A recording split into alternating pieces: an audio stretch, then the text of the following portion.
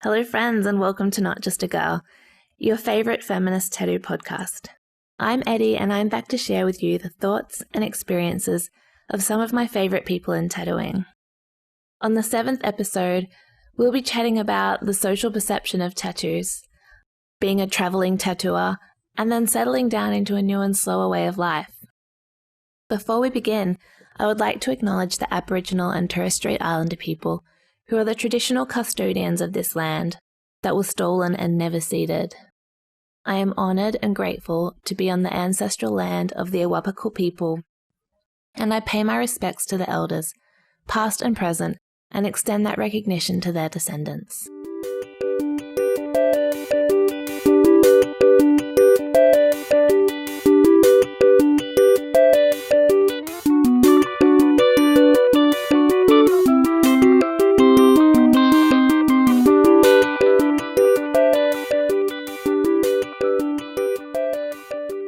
Today, I am so happy to be joined by one of my dear friends, Tahlia Undarlegt. Tahlia works at Great White Tattoo in Sydney, and she is known for her unique psychedelic black work. I actually met Tahlia in Melbourne at a convention before she started her apprenticeship, and it's been such a joy to watch her grow and to watch her journey through tattooing. She really is an absolute ray of sunshine, and I'm so lucky to know her. Thank you so much for joining me today and for being part of the podcast. I'm so excited to chat to you. Thank you for having me. This is awesome. I've seen heaps on your Instagram stories about all the little things you've been up to at the farm.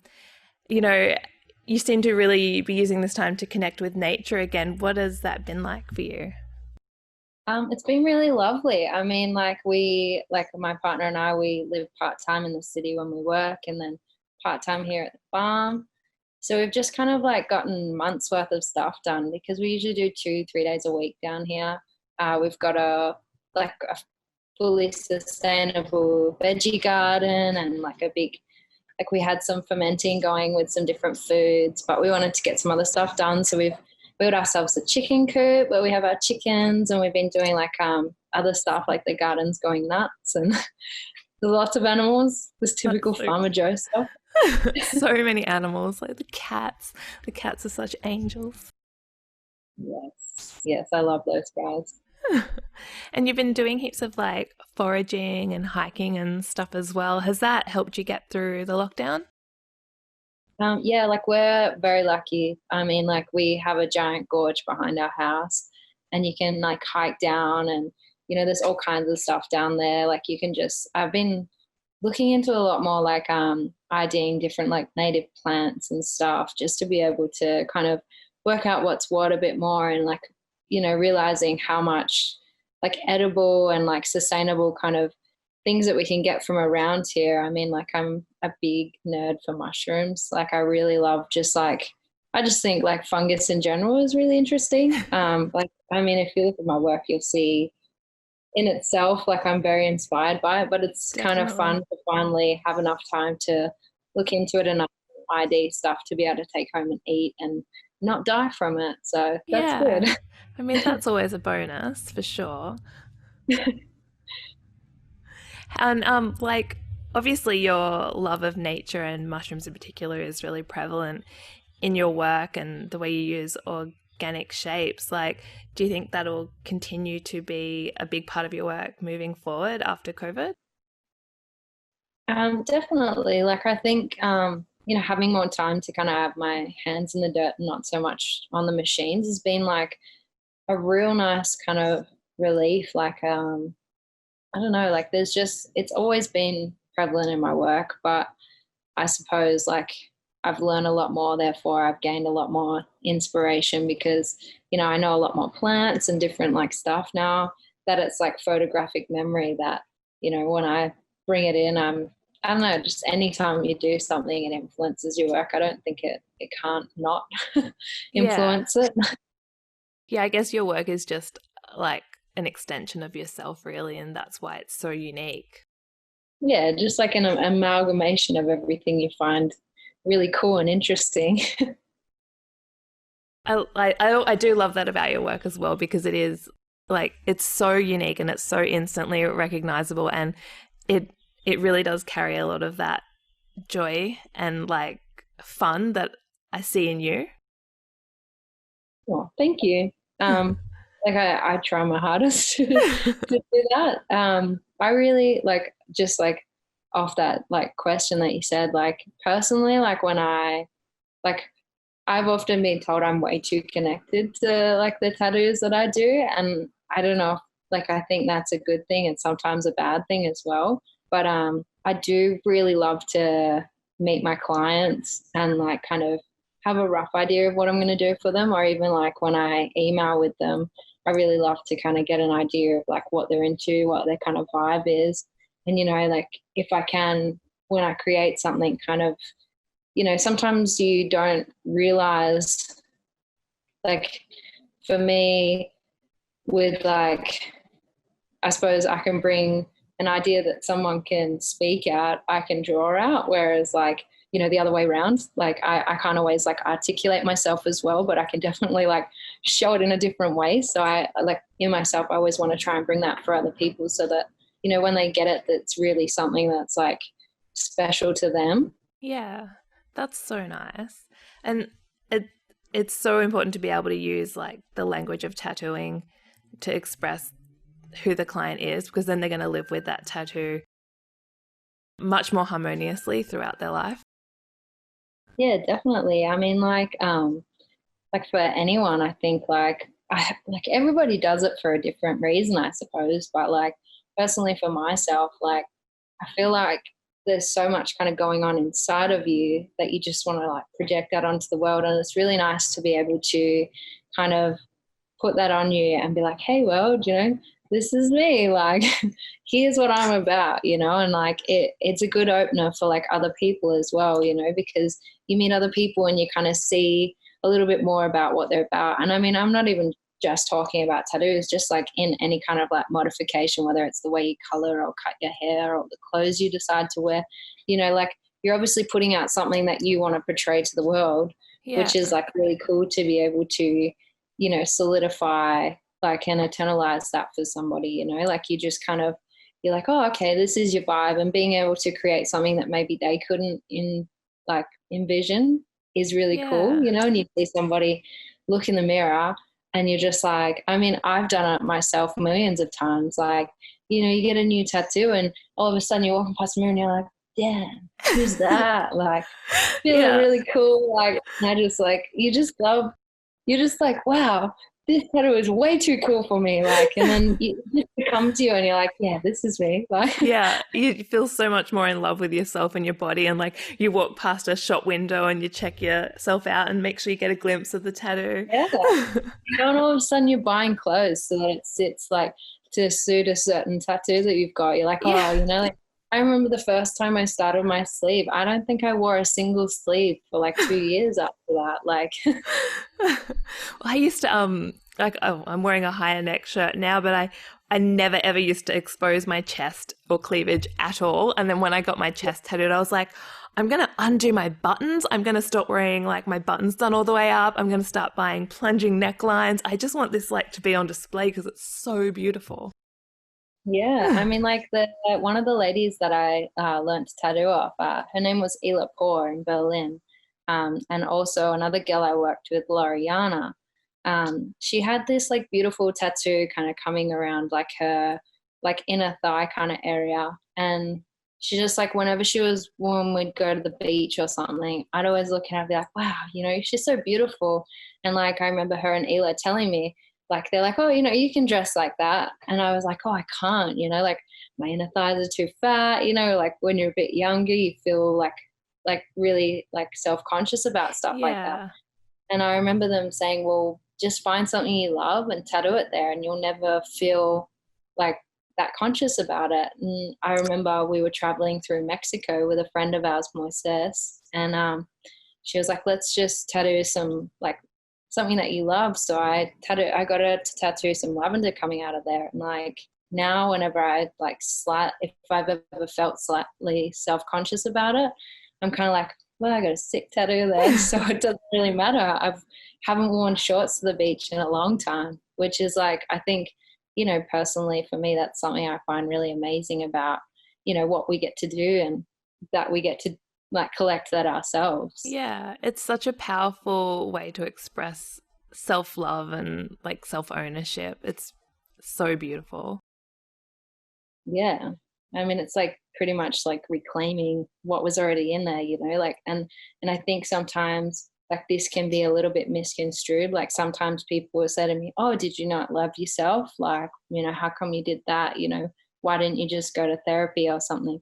And it's like, well, I think like any kind of mental health, I would say, you know, therapy is definitely great. And I've been through therapy myself, you know, like, Mm. and I think that like it's just like you were saying, it's like reclaiming that, you know, like it's not that you had something missing and this filled the void. It's that like you had something that you couldn't express, and now all of a sudden, like it's like this inner goodness in yourself you're able to kind of project out, and you know, it just adds an extra shield of like confidence and like Yeah. light for yourself. Yeah, and it's another form of language too, because, you know, what we do to our bodies and how we shape them, it helps attract a certain kind of people to us. I feel Yeah. like, you know, in the tattoo community, part of why we band together is because we look at each other and see something common in each other. Yeah, definitely. And like that, I think that's something that's so like hyper special about the tattoo industry is it's kind of like, and I say this in like a good term, like it's like a bunch of weirdos. We're all Yeah. completely different. We're all kind of slightly outcast. We don't really have a place, but we have this one thing that bonds us together. And, you know, even like our friendship, you know, there's like Yeah. so many things that make us different to each other, but then, you know, there's like this connection of that, and like, you know, just you know, our personalities, you know, you just love each other, you know, you're Yeah. just like, wow, these people are awesome, these are my people, we might not be the same, but we're just a bunch of weirdos kind of hanging out. It's so good because, you know, you start a conversation through tattooing and then you form relationships and you get to know people, and just that diversity and like learning to accept and love people so different to you makes you such a better person, and I feel like it makes your work better too. Yeah, definitely. I mean, like you learn different like views and like different things in life that you can kind of like take from each other and like learn from each other. Like that's amazing. It's so good. Well, you mentioned before about traveling. You've traveled so much in your career, and even like from the get-go, from when you first started tattooing, like where has that taken you in the world? I mean, like I've been so lucky to be able to travel as much as I can. Even like, you know, how I've kind of gotten into tattooing from that. Like it kind of started as a bit of a creative journey. Like I remember years ago when I used to hang out in tattoo studios and hang out with like some like friends of mine that, you know, we had a lot of creative endeavors that we'd kind of do together. And I remember this old tattooer like said to me, like, you need to leave, you need to travel as much as you can. And like he was kind of saying like, you know, this is the future of tattooing, you know, going out. And like as time went on, like, you know, and I traveled a lot and I got influenced by different things. Like I also saw, I mean, because especially in Australia, we're such like a tight knit tattoo community. And like we also like, because of our like government suppressing kind of our indigenous culture, we don't have Yeah. a lot of culture here. You know, we're Yeah. like an amalgamation of like our immigrants and like people Mm. that have kind of bought little bits here and there, but it's all been kind of watered down over time, you know. And then you go to somewhere like when I lived in Mexico, there's just such a vibrant culture, and like that influences the artwork of people, which then influences like the tattoo culture, you know. And you see like Yeah. you go there and you go to a place and you bring something back that you like took, and then, you know, like all that you learned from people, and then, you know, you show other people and then they take it. And the coolest thing about that is like every time you see, you know, a friend of yours or another tattoo artist, they go overseas, they learn something and they take something back, they bring it back here, and then other people are like, wow, that's so cool, you know, like, and then they take their own spin on it, and then that kind of like grows into something even bigger and better. And then, you know, like even like in Sydney, like in New South Wales, we recently had a Japanese art exhibition, at the museum, That was at the art gallery. amazing.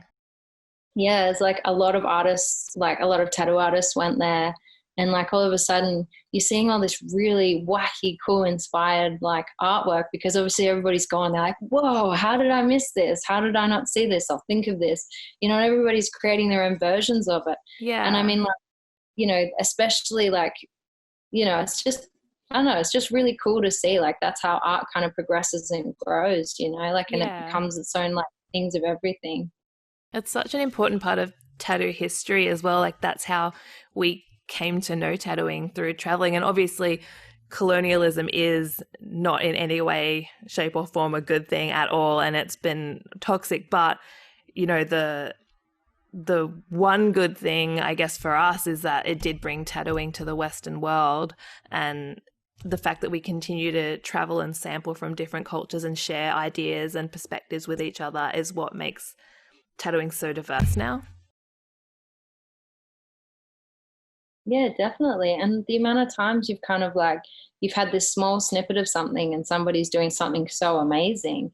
And then you go to a place and you realize that they were just this tiny like subculture of a giant like main culture of an area, you know, and you're just kind of like, wow, this is so cool. Like, I mean, sometimes, especially like if I'm feeling a little bit like, you know, like stuck for, you know, what kind of creative direction. Because I mean, personally, myself, I always feel like I need to be doing and creating something off there and, you know, like growing in some kind of way. And I always find, you know, going back into something or like looking up maybe like a culture that you didn't like, that you didn't know that much about, you know, and you go back through and you're like, whoa, like this is insane. You're like, and then you in yourself, you're like, how the hell is this not like what's big right now? Like, how come like everybody doesn't know about this? Like, I've watched like, I mean, not that I would ever like use anything from there, but like a real sacred culture is like the Inuit culture. I mean, in like the northern parts of America and Alaska and that. And obviously there they were using like I think it's like the seal fat. I watched like a documentary on it and they do the threading with the tattoos. Wow. And it was just amazing. Like it's such a lost culture. And it was just like watching that. And I was like, how come like nobody, like, and I was talking to people about it at the studio the next day and everybody was like, no, I don't know what you're talking about. And I was like, oh, you got to go watch this. Like it's amazing.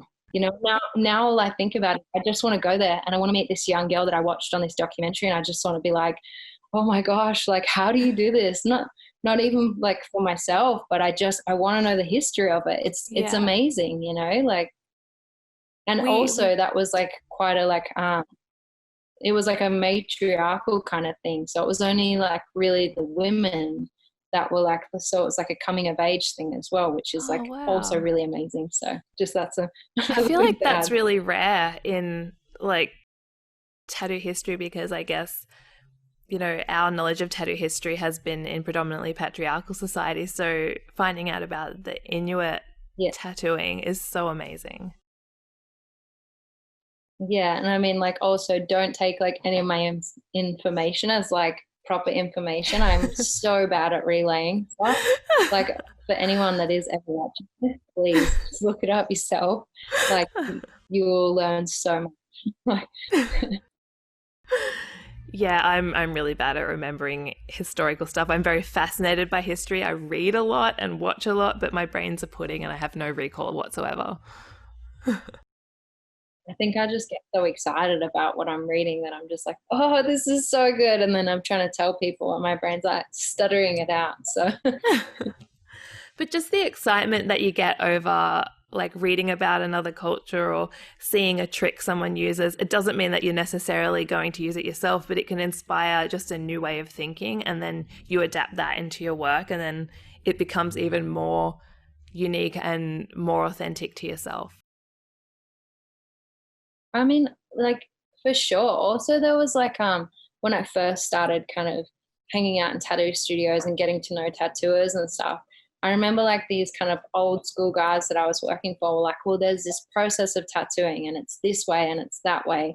And I mean, like as I've gone and I've traveled around the world, like all of a sudden you're like meeting these people and they're like, well, no, like, you know, we get told like you can't tattoo without like, a solid black line around it. But then you're looking at these like old cultures that are just using just like a light blue ink or something, just like, this is just a tiny example of it. But, like you're told that like a certain way is wrong. Like same with like when people will say to you like, oh, like you'll hear some like old school trad guys sometimes be like, oh, it has to be trad because if it's anything else, it doesn't last. It's like, that's how tattooing is. That's how it's always been. It's like, well, no, like, if you look back on like certain cultures, actually they were doing a lot of fine line stuff then, or like these cultures were just using like just colors and not like, they weren't really using like a solid kind of base. I mean, definitely there's a technical application that needs to be like mastered with stuff like that. Like I'm not saying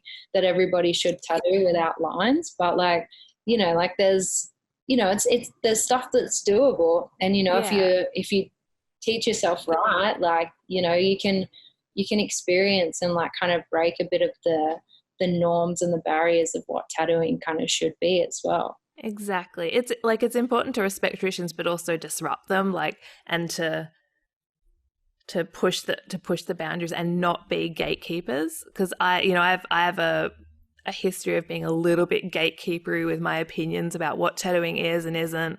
But then like the older I get and the longer I'm in tattooing, the more I realize that we don't benefit from being that way at all, that the more people push boundaries, the more they try, the more they offer different perspectives, the better tattooing will be in the long run. I mean, like when I first moved to Europe, when I like really properly started tattooing, when I was living in Berlin at the time. Like, I mean, Berlin, as anybody who knows anything about Berlin, is such a like forefront on like arts and like, different subcultures. I mean, like there was all kinds of, surrealistic, like abstract kind of stuff going on. And I remember going there and I was just like, what the hell is this? Like, I remember before I left Australia years ago and like lived abroad, I remember seeing someone with a blacked out limb and being like, whoa, that's so extreme. Like, I don't know if I could ever do that. And I mean, like years later, I got into tattooing and I was just like, holy shit. Like, I can totally understand why everybody's pushing these weird barriers, and like you're meeting people that are just like, well, and you're like, well, no, it's this way, and it has to be like a pretty picture. And like, I remember being told a lot, like, you can't get this because it's not feminine and you can't do that. Like, that's too aggressive. I mean, like, does it make me any less of a woman having a black palm? No, I don't think so. But you know what I mean? Like, yeah, it's you just still like, identify as a woman regardless of what tattoos you have. Yeah, like it doesn't matter what you look like or what's there. Like if you're a woman, you're a woman. Like if that's what I am, then I am, Yeah. No one has a right to prescribe anything like that. And yeah, it's like when people say to me, oh, I really want a tattoo, but it has to be feminine because like, I don't want my parents to judge me. And it's just like, well, it doesn't have to be anything. It's just got to be what you like, what imagery do you enjoy, what makes you happy, and you get that because then that's a part of you. Exactly. It's just to compliment yourself. Yeah, that's where it can be difficult as well, knowing where to draw the line technically with tattoos. Sometimes people will come to me and say, oh, I want this, and I'll be like, oh, from a technical point of view, I don't feel comfortable making that tattoo because I know it's not going to last. However, this person's also got the right to say, no, but I want that tattoo because that'll make me feel happy. And then if they've been informed of the possible long-term effects, then yeah, that opens up that's a whole other like kettle of fish there. No, I mean, I think this is an interesting thing to talk about. Like I definitely, like I have this a lot, like a lot of my work nowadays has quite like bold lines and solid color, and I have to like often tell people, look, I don't really feel like comfortable making it that small, like especially with the trend of like micro tattoos and stuff.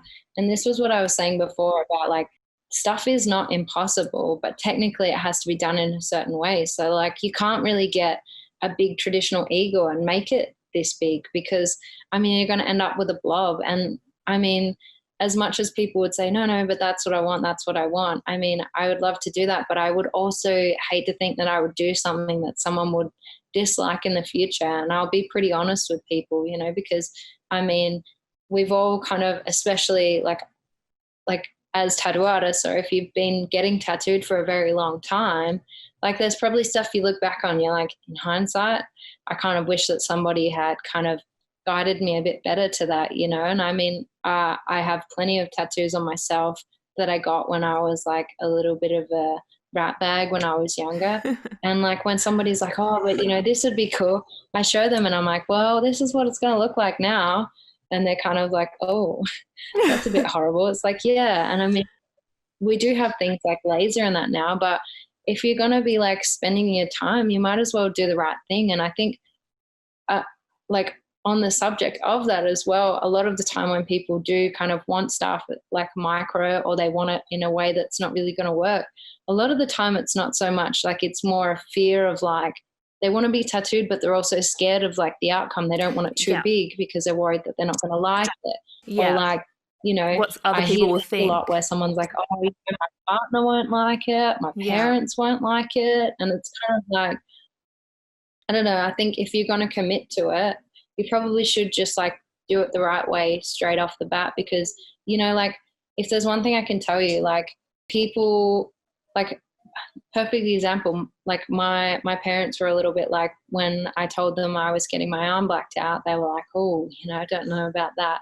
you know. But like, and like I remember even like my stepdad, like he's amazing, and he was like, look, Tahlia, just don't get your face, your throat, or your hands tattooed. And I mean, as you can see by this, I definitely didn't listen. But I think, you know, a lot of, especially our older generation, they have this like perceived thing that we're like, you know, bikies, and then like this thing of like the females are like, you know, like we're like somehow controlled by bikies, or like they're going to perceive us in this like really, you know, that kind of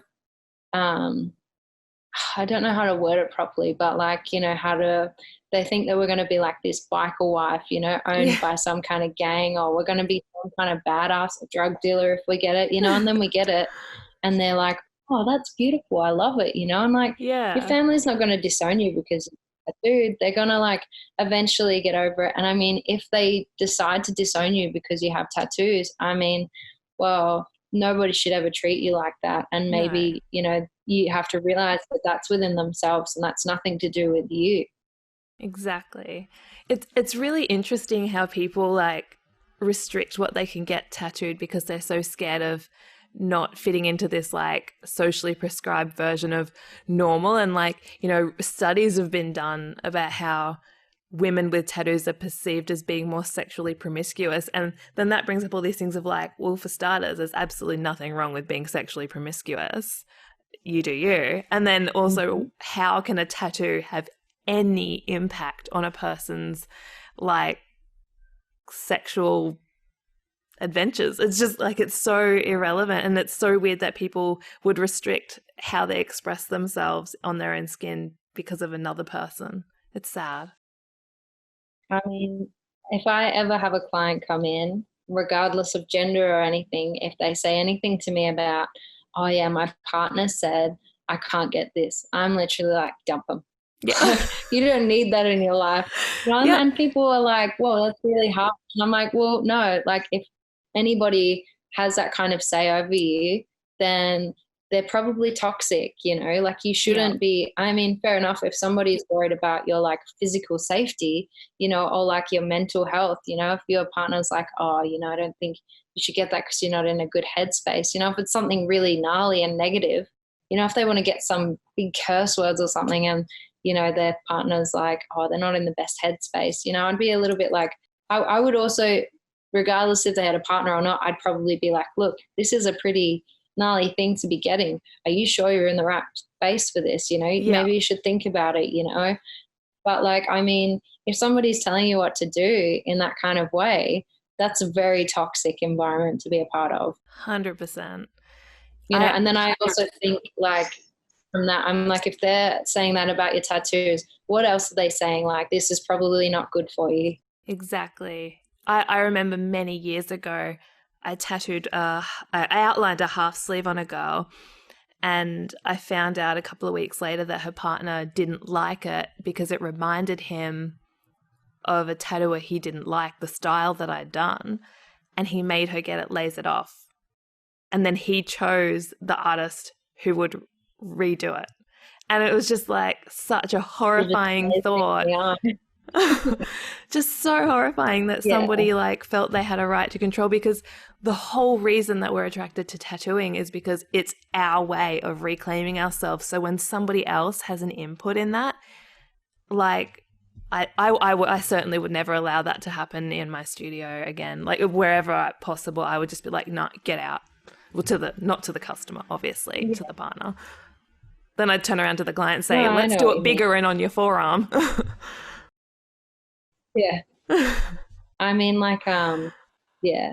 I mean, I still get a little bit weird about doing partners' names. Oh. Like, I've done them, but, like, I mean, I'm still so strange about it. I mean, if you're somebody that wants to get tattooed and you want your partner's name right now, like, listen to me when I say this. Just find an object, something that you both love, you know, get that tattooed, you know, because you never know what's going to happen in the future, you know, like, and I mean, like, we all want love to last forever. And I mean, sometimes it does, but, you know, like, sometimes I feel like from my experience in studios, sometimes I feel like it's more of a bad omen than what it is like a good one, you know, like, so I'm very, very hesitant to do it. I mean, if I have like an old couple and they're like, yeah, we've been married for this many years, you know, I'm a bit like, oh, okay then. But, you know, if you're kind of like doing it to prove your love a little bit, like, there's so many other things you can do, like get their favorite band lyrics tattooed on you before you get their name, you know, because,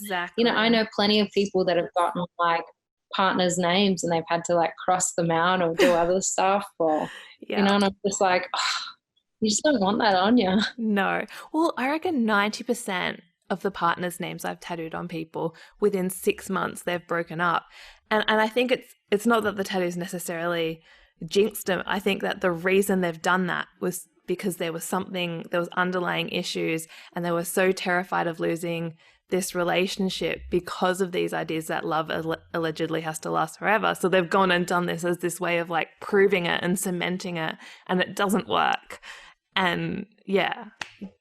Definitely. You can't do that. I mean, sometimes like if somebody would tell me like I've had people come in before and they're like, I want to win my partner back, I want to get their name tattooed. I'm like, well, how about you go home and you write a list of things that you could do? Like, you know, there's like, if there's problems there, maybe address the problem and not like try and band-aid it with like, that's my advice, you know, and I'm no therapist, but I think that, you know, immortalizing something, like, just think about it. Yeah. I usually tell people to get flowers or, you know, some sort of really organic image, because you can apply whatever meaning you want to it at any particular point in your life. It's so flexible, and, you know, words are defined by a very precise meaning, and especially a name. So... Well, I think like in general, like talking about words of tattooing, I know I just get on tangents here, but that's like something I think as well. Like a lot of people, I mean, like I've got script on here, some of my favorite like lyrics when I was younger, like, and I think like when you start to get tattooed, if you're not like, sometimes you can't picture exactly what you want all the time. And a lot of people gather a lot of like inspiration off like a quote that they read, or like, you know, a song that they hear and they're like, I need that tattooed on me. But the thing is that's our jobs as artists. Like I have people contact me. Sorry, I got flies in the house, in the country house. Like sometimes, you know, I forgot where I was going with this. Oh yeah, that's right. So like, you know, that's our thing as artists, that we need to, you know, we create like what you give us. Like I have clients message me like that are like, oh, this is my favorite band, so I get them to send me the song that they love, you know, and like the kind of lyric that kind of, you know, meant something to them. And, you know, if they're comfortable to, you know, like create something off that, or like find out what their kind of image is, you know, they're listening to that, what do they kind of see when they hear that, you know, what do they feel, you know. And like, you know, I've like created a lot of stuff based off that. And I think that, it makes for really cool, unique tattoos. So if you have an idea, Absolutely. contact the artist you like and kind of explain that to them, you know, because you'd be surprised how many like artists are actually really like looking forward to kind of, you know, just getting a little bit more like creative, and it's a challenge. Yeah, and it elevates the tattoo as well. And I mean, you know, not all of our clients are creatives. You know, they can't always be expected to take it on themselves to have all the good ideas. And so it can be this like working back and forth where they express kind of what they want, but then if they're able to trust us to decide what to do with that visually, and then you often end up with such a better tattoo. Yeah, definitely. I mean, especially like if you're doing the right thing with your tattoos and you're looking up an artist that you like, I mean, whatever you tell them, they're going to create something you like, you know? Or if like they do an amalgamation of styles, kind of send them the vibe that you like of theirs, you know, or the color palette that they use, and be like, well, you know, here's this idea I have, and this was what I really loved that you did. And, you know, straight away your artist is going to be like, oh, okay, no, I understand what you mean, you know, rather than like, you know, feeling like you have to get it nailed. And I think that sometimes, especially like, you know, contacting artists can be a daunting thing. I still remember when I first got tattooed, going into a studio. I mean, it's changing, you know, with studios like yours, with like, you know, what we have at Great White, you know, it's a little bit more inviting environments. But, you know, like the whole culture of tattooing used to be quite a daunting one to walk into a studio, you know, and it's like, you know, a lot of people have kind of heard those experiences. So when they reach out to artists to, you know, get some work done and stuff, they feel like they have to have like a million notes in order, you know, and bring it in and, you know, have everything to the precise point, you know. And it's like, it is cool when we have an idea to run off, but, you know, if you like allow a little bit of creative freedom, like everything works better, you know. It just has that organic flow then. Absolutely. And I still now get people going and paying a designer to do a tattoo for them who aren't tattooers and who don't understand the complexities of how a tattoo design works. Then they bring that design they've paid for to me, and I'm like, I actually have to change it because it's not tattooable, and they've wasted all this time because, you know, they've not been tattooed before, they've had really bad experiences and didn't understand that it's actually my job to do that for you and to make sure it's the best possible version of that you can get. Well, that's also like for clients, why you're paying a deposit for stuff. You're paying because, you know, we're going to create something. We're going to spend a lot of time. And this is another thing with tattoos that like I think a lot of people don't realize is most of the time we're spending so many hours, like the week or the day before, you know, to kind of create something like this up. You know, you have that security, you've given that idea, and we're going to sit down with all these like things that you've given us, and we're going to be like, okay, what can I do to make this the best that I can make it, you know? And I think unfortunately I've seen, especially a lot more lately, like with like, you know, the rise of being able to pay for sponsored ads and stuff on social media. You have a lot of maybe like creatives that aren't able to kind of make a viable income off like their thing, and they're kind of profiting a little bit and like, you know, marketing towards, you know, making people, you know, feel like, you know, that it's part of like the tattoo process, you know, they're kind of selling it and like, I don't know, packaging it in a way that like, you know, this is actually a thing you need to have your stuff like pre-done, you know, this is what I do, this is what I specialize in. And like you said, you know, that's part of our, like what we do. But, you know, we're tattooers, we don't really have like it's not like you look up and there's a job title on what a tattooer does, you know?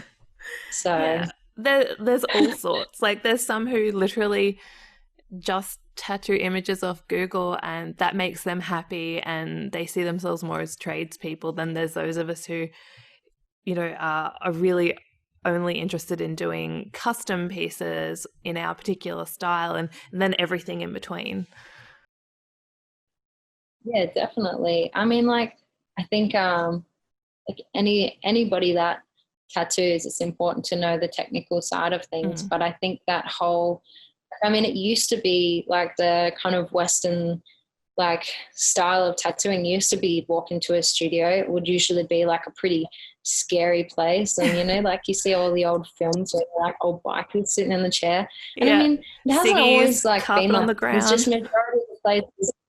Yeah, like, you know, and it used to be pick that, they get the old stencil, they stick it on, you know, and like these days it's way more of an experience. So like live it up, you know, like do it, like use your artists like as you can, you know, work with them. And, you know, you're going to enjoy it a lot more, you know, like you're going to enjoy it, your artist is going to really enjoy it. And it's something that you connect on then, you know, like Yeah. by the time you come in to get tattooed, your artist is so stoked on it. Like the amount of times like people send me really cool ideas and they're like, just do what you want. You know, I just want something like this. And I'm just like, I'm writing them. I'm like, yeah, this is so rad. I'm so excited. This is going to be awesome. You know? And then I'm like, oh, that's right. I have to be slightly professional. But by the time they come in, I feel like we're best mates from way back when, you know, and I'm like, yeah, so what are we doing now? You know, and like they leave. And from there, it's like, you know, you're friends. Like that's it. You know, like you see them in the street. It's just like, how's it going? Like, what's going on? You know, it's really cool. Like what other kind of like job can you do where like that's your day to day? Yeah. You almost become a part of their lives, even if you don't necessarily ever connect again after the tattoo. You've still had this like intimate and unique interaction that has marked their body, and they will remember every time they look at it. And yeah, the impact of that goes beyond even that initial tattoo experience. But yeah, we're so lucky. Definitely. I did want to ask you actually,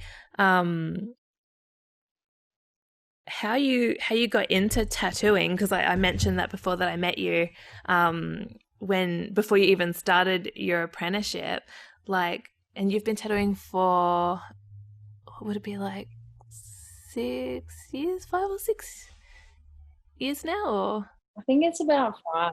I mean, it's so like it was such a weird coming into it. I mean, like I didn't start tattooing, so like let's wind it right back. So it all kind of started. I mean, I was always like into creative stuff, but I had a trade. I quit that, and I was working part-time for a freak show.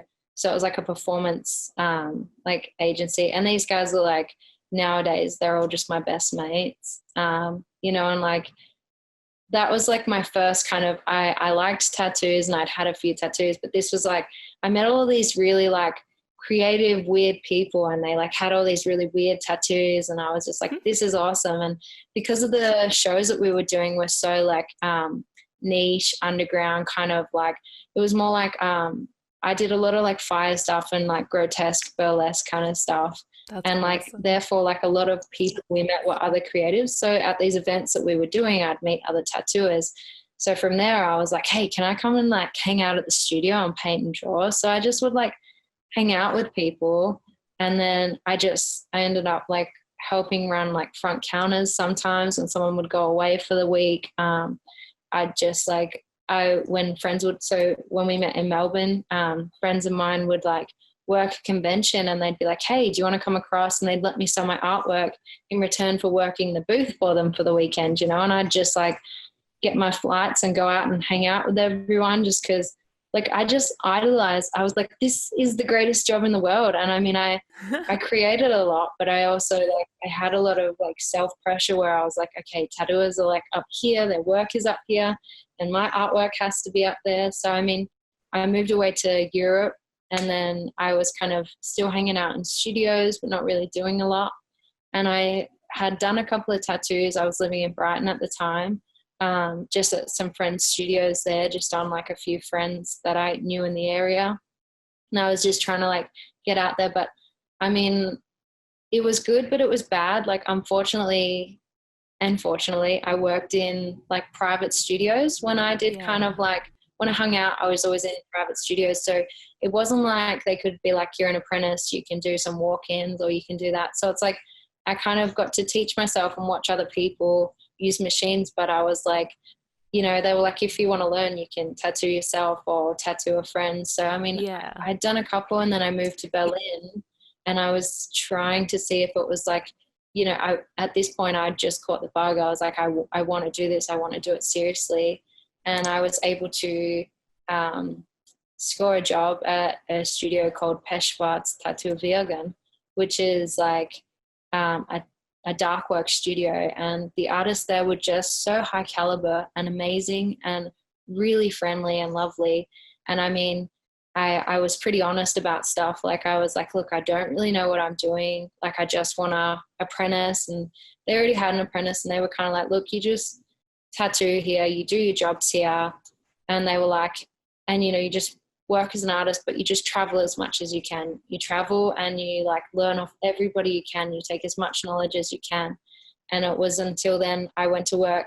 Within like the first month or two of kind of tattooing, I was able to go and work a convention in Kassel in central Germany, where I met friends of mine from a studio called Green Pearl, which is in Braunschweig in Germany. And I used to go out there, and I used to just like, that was my first experience ever doing walk-ins, which was like, you know, at this point I was a bit fake it till you make it.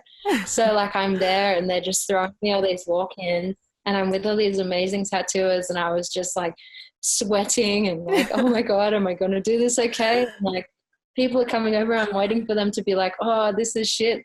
But they're like, oh, cool, man, like awesome, you know, and everybody was just so friendly and nice. And then, I mean, I was just, I don't know, like from there I just met so many people just going to different places. So I was just like, okay, anytime somebody invites me somewhere, I'll just go there. And then from there, I just ended up being able to, like, I got invited to the Nepal Tattoo Convention, and I tattooed around Nepal. I ended up working at Parliament Tattoo in London. I got invited to work there with a friend. I worked in Brighton a lot.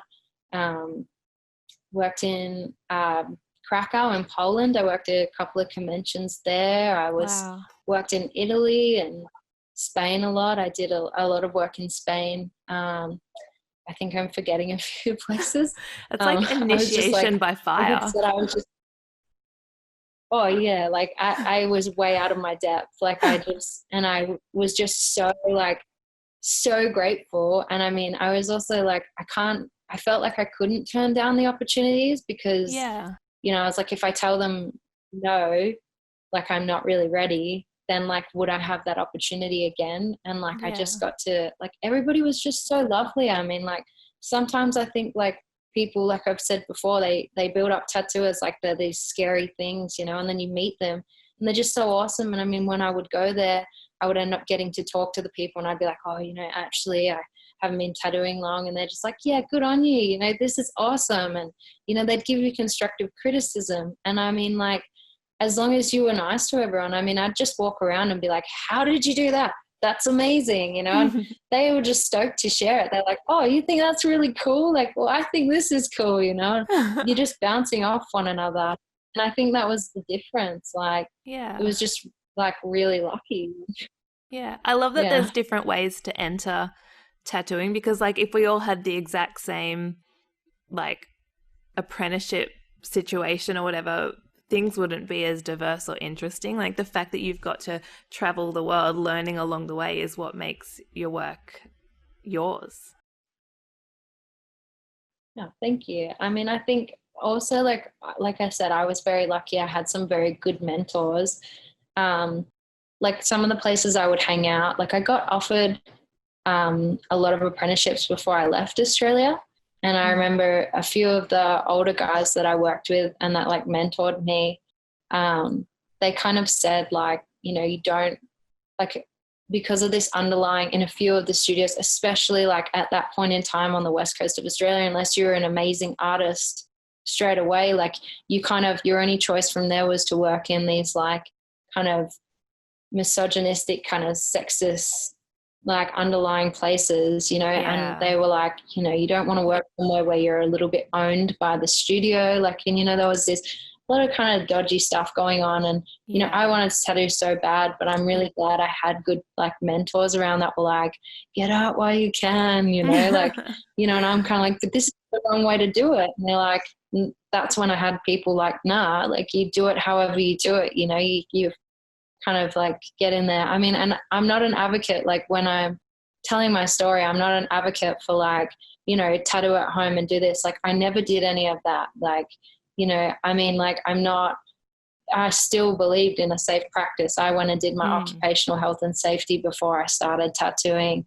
And I've only ever like tattooed in studios, you know, or in like a safe environment like that. Like I think sometimes there's a little bit of a blurred line with people when they're like, you know, when they say, oh, you know, you don't need to have a traditional kind of apprenticeship. Like I totally agree with that. But I also would say like, you know, you have to make sure that you're having a safe practice. And at the end of the day, like, you know, there is definitely a technical application that you need to learn. Like everybody learns in their own different way, but like there is some technical stuff you have to learn. I mean, like I learned that pretty quick that like just because I could draw something on paper didn't mean I could tattoo it. Like, and even now, like sometimes I feel like when I tattoo for a long time and I don't have a lot of time to draw, sometimes I feel like my tattooing ability surpasses my drawing ability. And, you know, you've got to kind of notch it back together, like, because at the end of the day, it is two different crafts. It's like doing like,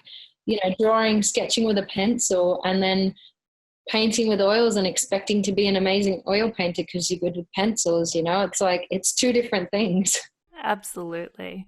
That's what, you know, like I've mentioned in previous interviews how, you know, we're so privileged, like with those of us who are comfortable, like to be able to actually use this time to practice those skills again. And kind of, you know, when we go back to tattooing, we'll have like been able to build other skills up to a point where, you know, everything's a bit more balanced. Yeah, definitely. Like, I think that, you know, it's important to keep, like, I think, and I see it with a lot of people. I did it a lot myself as well.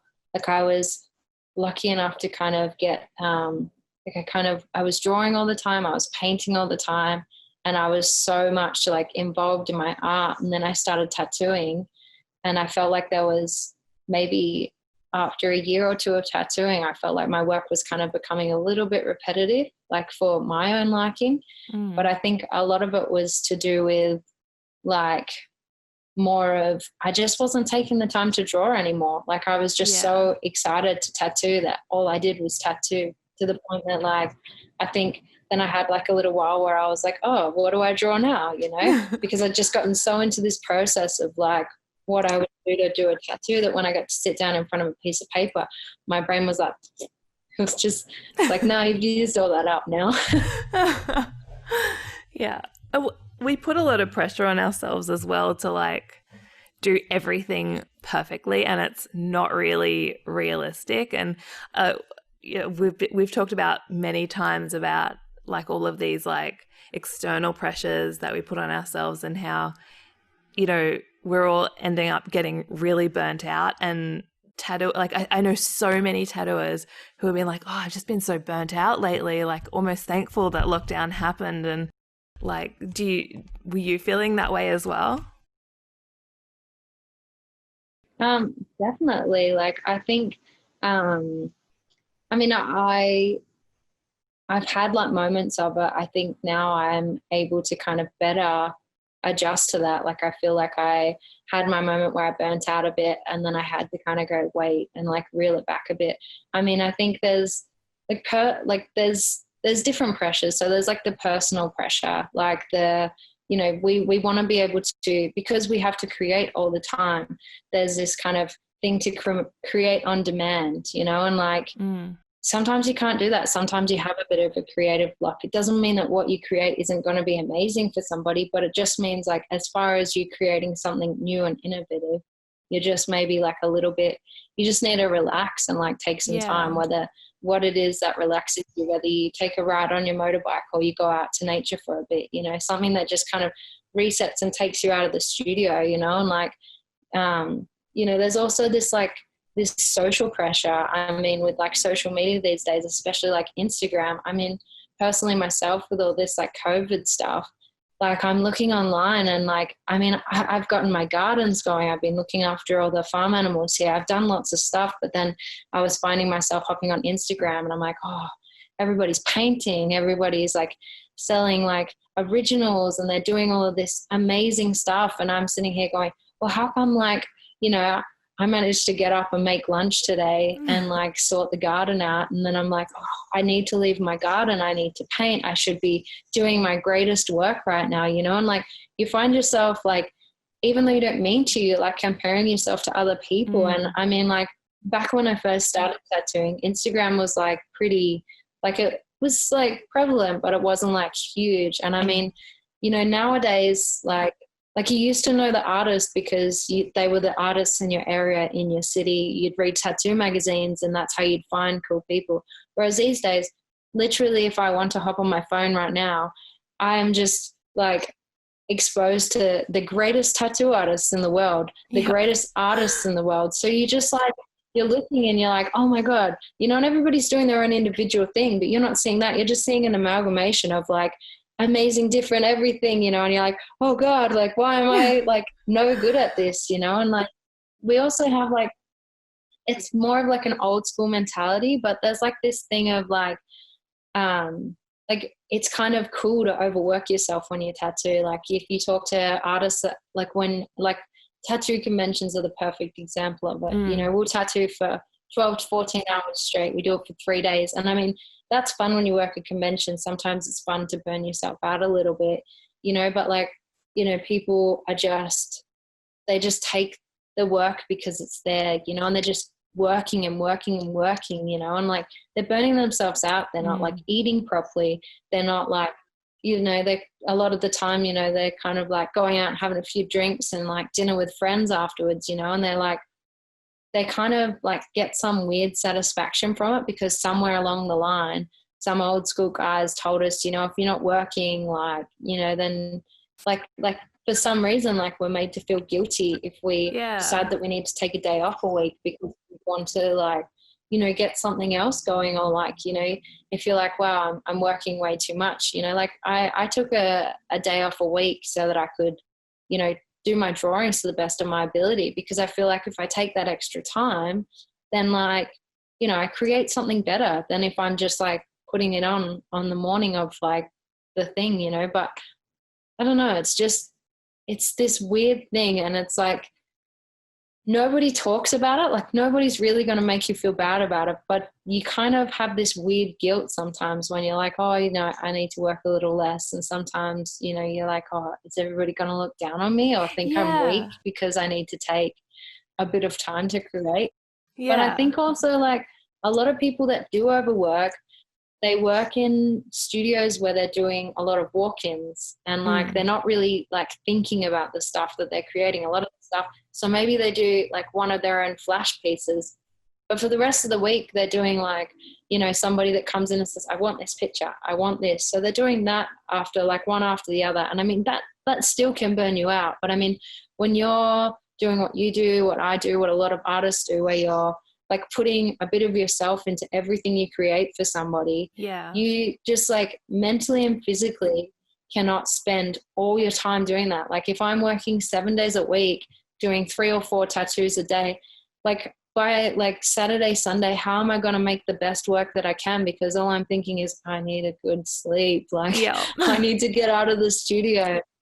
Like I've traveled, when I first started tattooing, I took that on board so hard, and I just wanted to work so much that like for a while there when I was traveling, like I did a 3-month trip with my friend Laura that I was working in Berlin with, and we went to Italy, we went to Spain, there was somewhere else we went, but there was like a few places that we traveled to, and in the 3 months I didn't see anything. The first time I went to Spain, I spent most of my time in Barcelona. I hadn't even seen the beach. Like we literally just stayed in a studio the whole time. I went to Milan.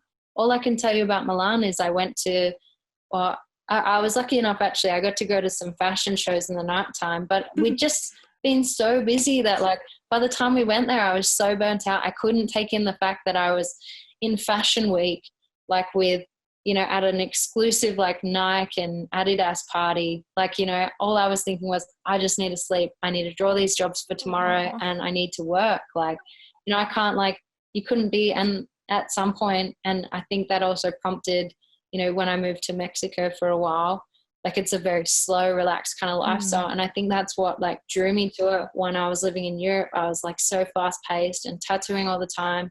And everybody I worked with was so heavily into that I like was so into this place where I was like, wow, everybody just wakes up, they go and do a little bit of work, and then, you know, they relax, they take a lunch break, you know, like. And nowadays I think like, you know, I think maybe I went from like so fast paced to so relaxed, and I feel like coming back here was a little bit more of like, okay, let's like work is like to like the best of our abilities, and then, you know, go home and like relax and enjoy like, you know, our family, our pets, you know, our garden, our plant babies, whatever we want, you know, take the time to really enjoy stuff like that. It's so important to get that balance. Like I burnt myself out so hard, and I always had these like ideas in my head that I had to be here for the studio to make sure that all the artists who work here were happy, and that I was doing everything I could for them, and then I had to be there for my clients to make sure I was doing the best work for them, and I had to do all of these things, and I had to do a lot of it to please everyone, and that I forgot about myself. And then I kind of realized, like, what's the point of living if you're not enjoying it? What's the point of creating art if you're not able to actually put anything of value into it? And then like, what's the point of, you know, being there for, you know, my colleagues if I'm just angry and tired? Like, it's crazy. And tattooing is become like Tom. Yeah. And it's such a strange thing that tattooers have developed that attitude, because it's such a capitalist attitude and we're meant to be pirates. It doesn't make sense. Yeah. I mean, that like, look at how many, like as soon as we got put into lockdown, how many tattoos was stressed about not working. And you know what that was? I mean, go back like a year, I was like, I mean, I'd say like I've made some of my biggest changes to that in the last year. I mean, I would be having a full mental breakdown if you go back a year or two, not being able to have work, because, you know, like it got to the point that, I mean, I love tattooing with all my heart and soul, and I always have, like, and just like creating. But I mean, it got to the point where I had no life besides tattooing. Like my life was going to work early and then being the last one to leave, because, you know, I'd just stay and paint. Like I didn't bother with like relationships. I didn't like bother like everything. Like my friends were everybody I tattooed with. I didn't bother having a partner because I didn't want the time for it. Like I've always wanted pets, but I didn't have pets because I was like, oh, well, I don't want to have to look after them because I want to be able to go and tattoo. I'd have a day off and I'd go into the studio, and the guys I worked for would be like, well, what are you doing? And I'd be like, I'm just in the area, because they had nothing else to do, you know. Oh, wow. Everything that I could. I mean, like, it's like, I feel for people that have done that to their life, because now that we're not tattooing, like, you know, you have to take and that's what happened to me. Like, you have to take a hard look at yourself and be like, wow, like, you know, this is something that I've like invested so much of my life in, that like I don't have anything besides that, you know. And I think it's important to have that balance, you know, because it did get to that, like my inspiration was all just tattoo inspiration. And then, you know, when I took a step back and I went back to doing the things I enjoy doing, like going for long hikes, you know, like I started taking Mondays off, and I called Mondays Adventure Mondays. And every Monday I'd go for a big hike. You know, by the time I'd go to work on Tuesday, I'd be physically exhausted, but I would also just be like, oh, I did this and I saw that. And like, it just got me out of that like bad habit. Like I saw something different, and I was like, just fresh perspective. Like all of a sudden my work started going in like different directions. And yeah, it's just, it's very important. Oh, that's so awesome. Yeah. If to any of our listeners who are tattooers who've been in that kind of situation where they've invested all of their self-worth in tattooing, what would you suggest, if anything? I mean, everybody's got their different things. I mean, like obviously we have like hobbies and passions besides tattooing. Like even if it's something as simple as, if you still want to do something creative, like go and do a life drawing course, or like, you know, an extra art course or something away from it. Find like a different medium. Or like, you know, another thing I've done, which I enjoyed, is like just volunteer work at places. Go and volunteer somewhere. Obviously, you know, if you're tattooing that much, you don't need to go and hustle and make money off something. And I think that that's something that, like, you know, being self-employed, kind of, you can get into that bubble of feeling like you need to hustle all the time, you know, and like make money off every creative endeavor, but go and do something that you can't make money off, you know, like go and like knit or paint, like go and ask someone if they got a free wall and go and paint their wall for them or something, you know, like just do something that breaks you out of the cycle of like, you know, it being so much of work, you know, or like, you know, go on a date. Like, it's not going to kill you. I mean, like, I definitely was like, I was afraid of people like that, you know. I was like, oh, I can't get close to anyone because, you know, work is everything, you know, and like, you know, just go and treat yourself. Take yourself out for a nice dinner. Like, one of my really good friends, like, I rang her up and she was in Scotland and I was like, what are you doing? And she's like, just taking myself for a date, you know. And, you know, it's like she took a day off work, took herself for a date and made herself feel better. And I was like, God, I've never done that. Like, I never would think of that, you know. So like, just think of someone you really love, and if they were like, if they needed a break, what would you do for them? And then just do that for yourself. That's a really good point. Yeah, that's awesome. I love that. I'm going to do that. I'm going to take myself for a date tomorrow. It's so good. I mean, like, also another thing I love to do when I take myself for a date is when I like sit down there, like, table for one, I'm like, oh no, table for two, please. I'm just waiting on my date. And then seeing their face when they come around and you're like, oh, they just didn't show up. Pretty funny. It's a horrible thing to do, but it's funny. Hey, you got to take the joy where you can. Yeah. Well, before we finish up today, is there anything else you wanted to touch on? I don't know. I could ramble on for a million years. I mean, like, I've already expressed my love for this, my love for you guys as well. Love you. Like, I mean, for anyone, I can't wait till I can come visit you guys. Oh, I miss you so much. But I mean, like, with like tattooing, I mean, I'm just like, I can't wait to go back. I'm just super excited to, like, you know, see my clients again, meet new people, travel more, you know, like, it's been such a wild ride to get to here. I'm super excited to see kind of what the future of tattooing holds. And there's just that many amazing artists out there. And like, you know, I have the absolute pleasure to say that a lot of those amazing people are my friends as well. You know, like I feel really, really, really blessed to be able to be inspired by the people that come and eat dinner at my house with me and, like, you know, meet up for coffee, you know, like it's pretty awesome. And like, you know, it's the people that like are collecting tattoos and that like contact us and that really dig our art. Like, I just pinch myself every day and I'm like, wow, people actually like what I'm doing. Like, I'm so stoked on that. And I'm stoked that a lot of people share that same kind of vibe as me, you know, and just like appreciate everything about it.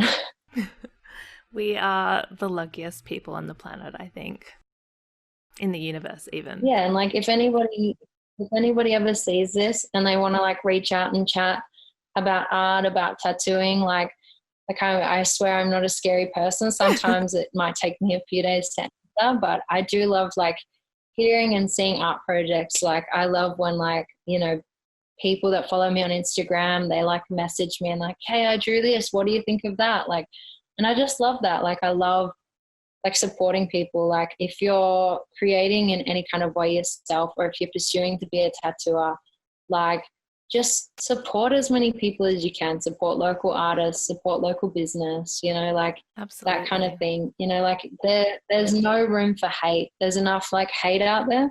So just bugger it off. Like, you know, just find things you like, you know, and if you find something really nice, like if you like something, don't just scroll past it, you know, make the effort to tell somebody, because, you know, like for like as artists, we're so self-critical, like, you know, someone writing something really nice to us or like commenting on something, you know, that could be what makes our day. That could, you know, be what, you saying that you like that could inspire us to create more of that, like if you're not engaging with us and we're not really sure what you're into. So like be more engaging with us, and like we can bring you exactly what you want. Like tell us what you want to see, like go for it. That's awesome. Yeah, that is such a good thing to share. And it's so true about the whole like just being kind and spreading love. Like that kind of optimism is really going to be what makes the world a better place moving forward.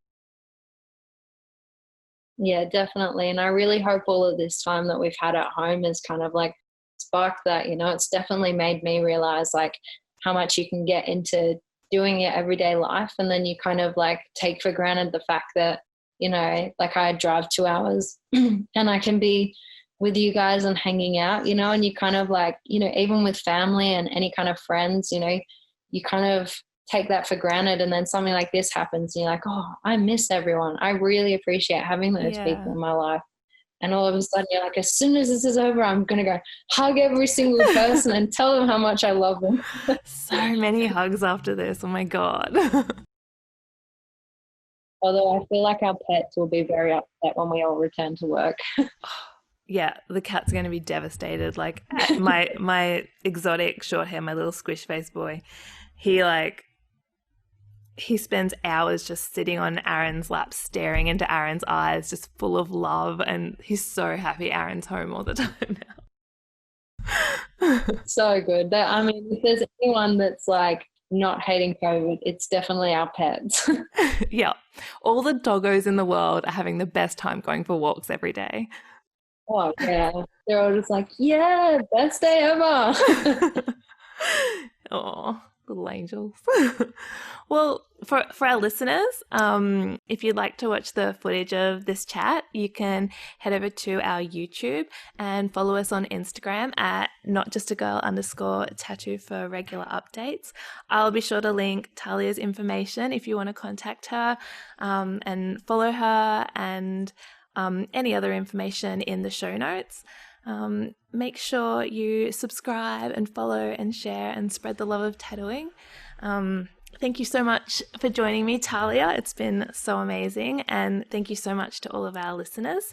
I hope everyone has a wonderful day if they can, and get out there and spread the love and be kind and don't take anything for granted.